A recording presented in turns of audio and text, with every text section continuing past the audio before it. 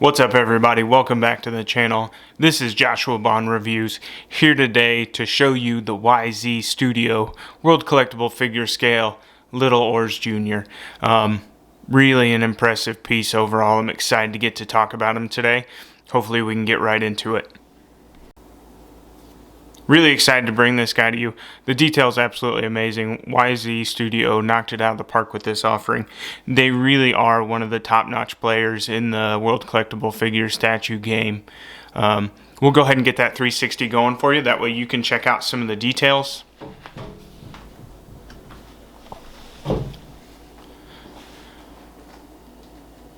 So you guys may not know this, but the Whitebeard Pirates are absolutely my favorite in the One Piece story. They pull up my heartstrings. Whitebeard himself is my favorite character, and Little Oars Jr. is a quintessential part of that story and of that pirate crew. So he's kind of like the bannerman to the actual Whitebeard Pirates.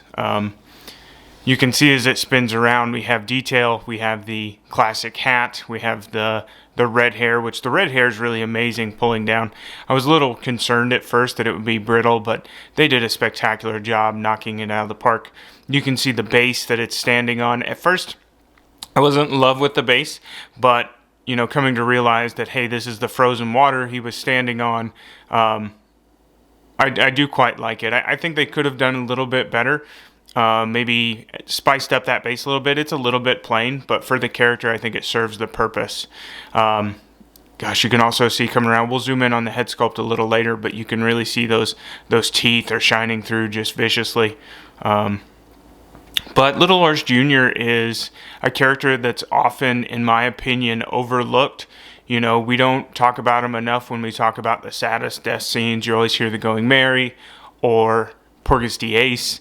And this character gave his life for his friend, and that brotherhood and that trust together is just amazing. He's also almost the emotional connection and the emotional conscience of that Whitebeard pirate. You see most of the division commanders saying little things, trying to help out Ace or saying we need to save our brother. But through Ace's story and his relationship with Oars, we really do get that deeper connection, and we're saddened at the sacrifice that these gentlemen are making to go and save their pirate brother that is Porgus the Ace. So again, YZ Studios has knocked it out of the park. This is the definitive Oars statue for me in my collection. So we're going to go ahead and talk about scale now.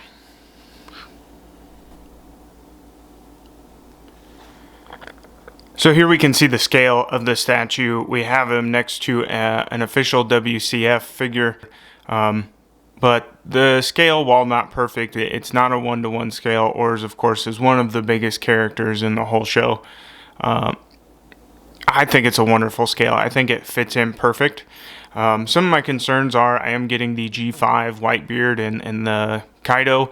I don't know how Oars is going to match up with them. I am worried about that scale. Obviously, I want Whitebeard just a little bit smaller. It doesn't have to be a huge range, but I think just putting those two characters together right there looks wonderful. And if you space them out with some of your other big figures, I don't think it's going to be a problem. We'll go ahead and give you another view.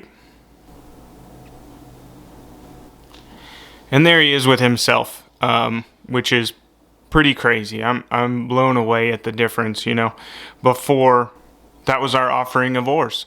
You know, this is the WCF official licensed product next to it, and it's night and day. I'm blown away by the sheer massive size of the figure and how well they've done.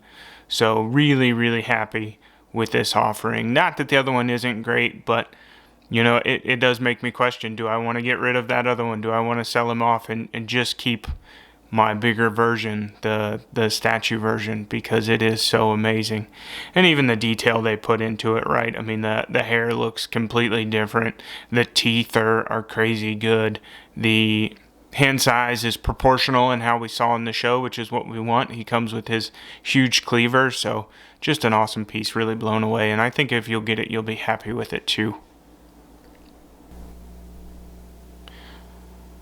Okay, let's take a look at how this statue is actually assembled and put together. So there's not a whole lot of pieces, but I did want to show you guys how well it's built. So the first piece right here is going to be his sword, which is essentially just a giant kind of meat cleaver, but when you're the size of a giant, right, what's an appropriate blade for you? Hard to beat that. So there's the sword. His arms do come off in sections, right? So this, you can hear that nice magnet thunk there. That's what you want to hear when you're looking for how well is a statue secured. Really great piece there. Again, if you want to check out the fist, great detail, kind of hulkish. That's what I see when I look at it. Set that to the side. We do have this arm, which is a whole piece. Again, you can see the rest of his sword in place, that handle. It is a shortened handle, which is nice. Sometimes they run it all the way through, but this one they didn't, so I kind of like that. Again, a magnetized arm to look at.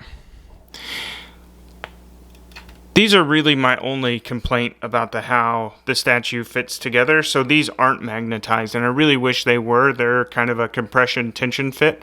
It's not a bad design. It's just not kind of the magnets I would have liked, especially with something this small. You know, you go to move it, it's always one of those things you're going to worry about coming off. Okay, and then the big pieces are the hair. So the hair, again, that piece is magnetized. Again, that nice thunk you hear. Just a smooth piece right there. And again, this is more of a disassembly than an assembly, but I kind of like it that way. That way you guys can see. You have the actual face itself, which comes apart. It's a really solid face. You guys have seen it in the close-ups, but that face piece comes apart, and then we're kind of getting down to it. So here's the big piece, and the piece that you know, is most spindly. So here's the entire back portion. You have all those spiky bits. Let me try to get it better in the light. You have all those spiky bits, which you do want to be careful for, right? Any one of those could break off. They're really solid though. You know, I've had some hair on pieces where you just worry about it left and right, and it's definitely not the case with this statue. Okay, and then the main section. So there is a metal pin running up through this foot, and then this is just kind of slotted in for tension. Would it have been nice if they gave us 2 metal pegs? Maybe, but it's probably a little bit of overkill. So this is the main body piece. Again, you can see where it all plugs in, and that's kind of the disassembly, right? And so what we're left with is the base. If you guys watch my previous review on the G5 Monkey D Dragon, you probably heard where I complained about the base being just kind of plain felt. And fortunately, YZ Studios listens to people like me who are a little picky and whiny, but their base does have a picture of Little Oars Jr. You have their YZ, and then there's the edition. So 528 were only ever made, and that's all that's ever going to be made. So if you want it, make sure to pick it up and grab it. But that's kind of the takedown and put together of it. Wanted to go mobile for just a minute, so apologize for any shakiness, but I wanted to show you guys the detail in this figure and kind of to see what I'm seeing. The eyes, the face sculpt, the 3 heads on his chain, which is amazing. You know, you go down, again, there's the eye space. The cleaver has dents and nicks in it. God, they just did a wonderful job with this. Again, the horns look impressive. You can see they've got the appropriate line work in all the hat, the hair. It's all shaded and washed and beautifully painted. A wonderful job. So that's kind of an overview, some of those quick details. Let's go ahead and get into our final thoughts. Final thoughts on this guy. If you're a Whitebeard Pirate fan, if you're a Giant fan, if you're just a fan of really cool sculptured pieces from the One Piece universe, you almost have to pick him up. He's a fantastic offering. I bought mine for about $170 USD, and it's money well spent. It is well built, as you saw in the earlier cuts. It's something that's going to stand out, and when you place him in with other figures, right? When I'll move Ace back in.